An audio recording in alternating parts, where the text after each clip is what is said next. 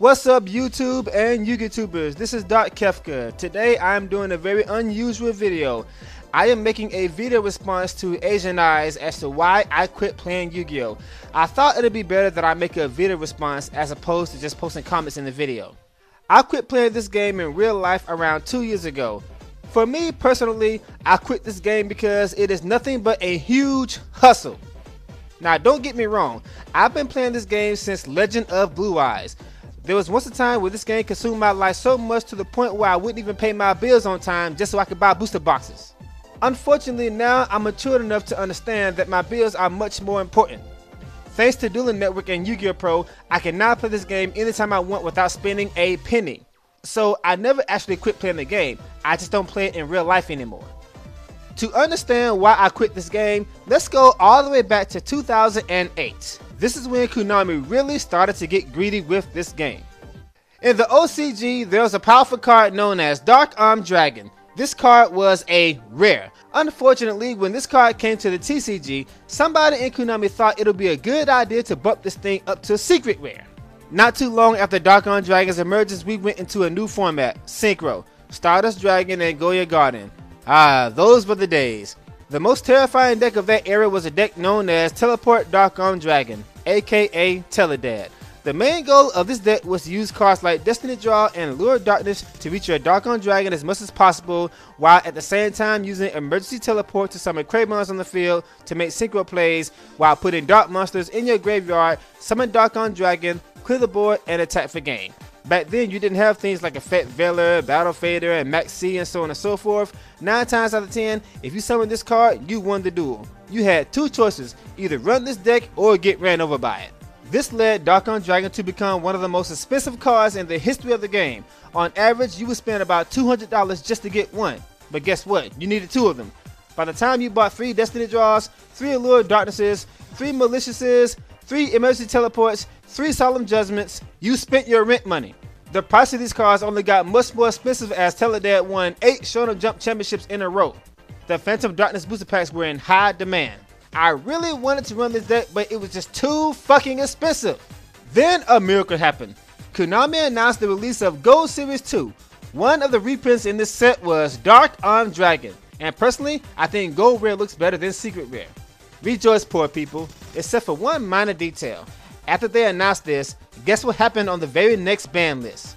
Dark Armed Dragon, Emergency Teleport, Allure of Darkness, Destiny Draw, and Destiny Hero Malicious.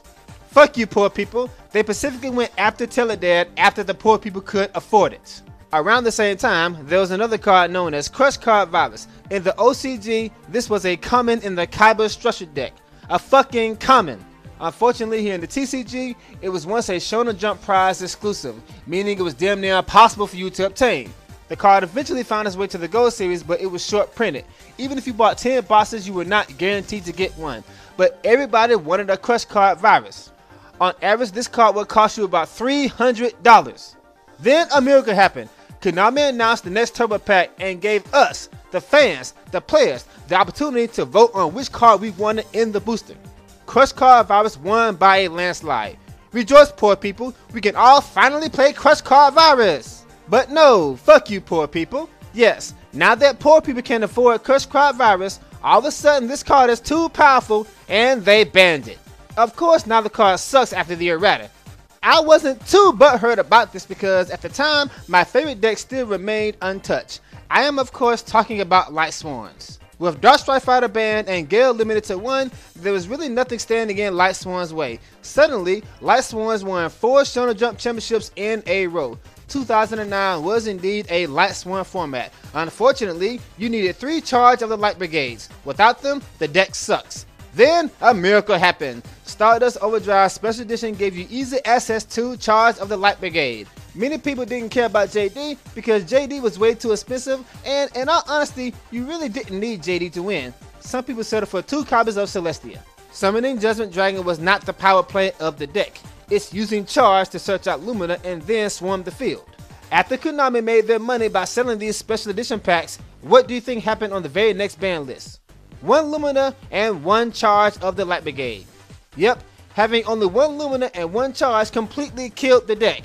You're telling me it took you 2 fucking years to hit this deck? You knew the deck was broken when you first made it, but now that poor people can't afford it, all of a sudden it's too powerful? Fuck you, poor people!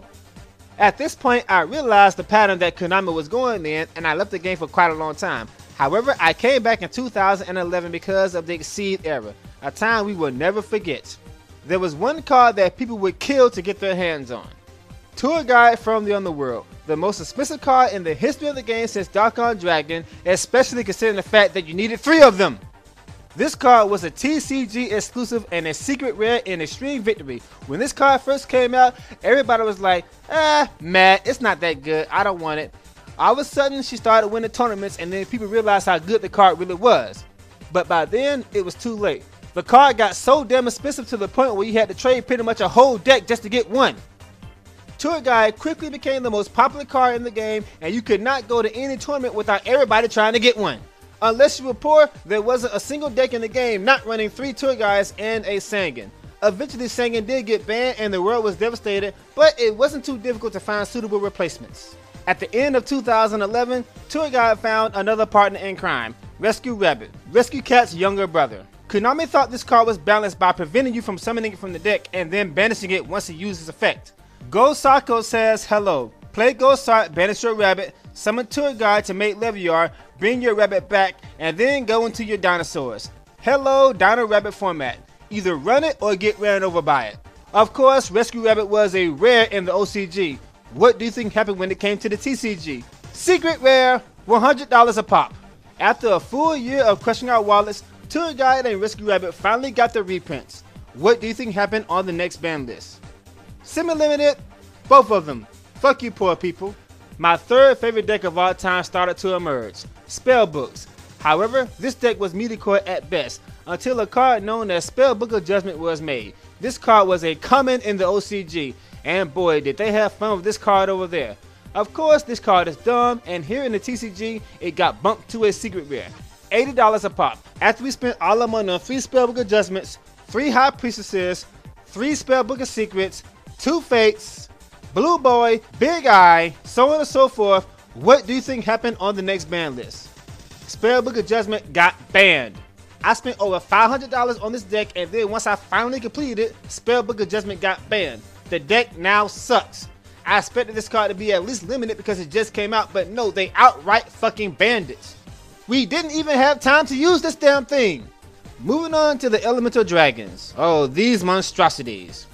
To this day, I am very surprised that they did not get rarity bumps, but they still were pretty hard to get because everybody wanted 3 of each. Regardless, it was still a very expensive deck because without the rank 7 Exceeds, the deck really wasn't that good. Unfortunately, most of the rank 7 Exceeds were indeed secret rares. Looking at you, Dracosack and Big Eye. Eventually, you will finally obtain that Dracosack or that Big Eye. Later on, they announced that all 4 dragons would be in collectible 10s, and boy were these a big hit, especially since one of them had a copy of Blackluster Soldier. But now that the money has been made, what do you think happened on the next ban list? All 4 Elemental Dragons got limited to 1.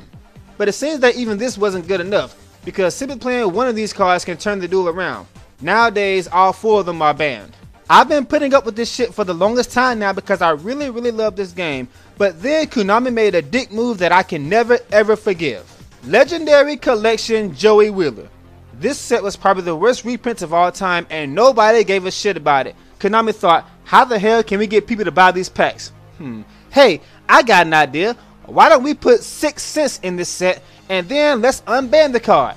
For those of you unfamiliar with this card, in the OCG it came out in 2003 and it was banned in 2005 and it's been banned ever since. So it only makes sense that the card would be banned in the TCG, right?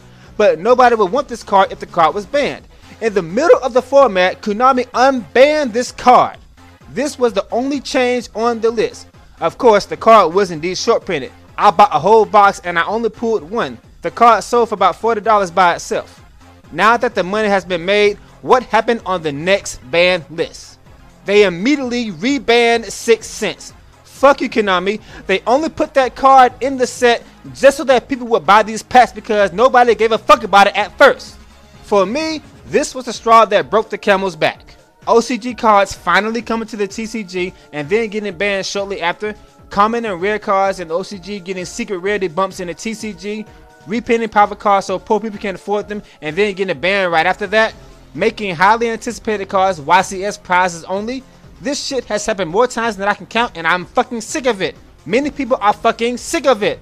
I will continue to play this game on Yu-Gi-Oh! Pro, but I'm done playing this game in real life. But of course, I still have my collection of Dark Magician Girls. Thank you for watching, guys, and I will see you later. Take it easy.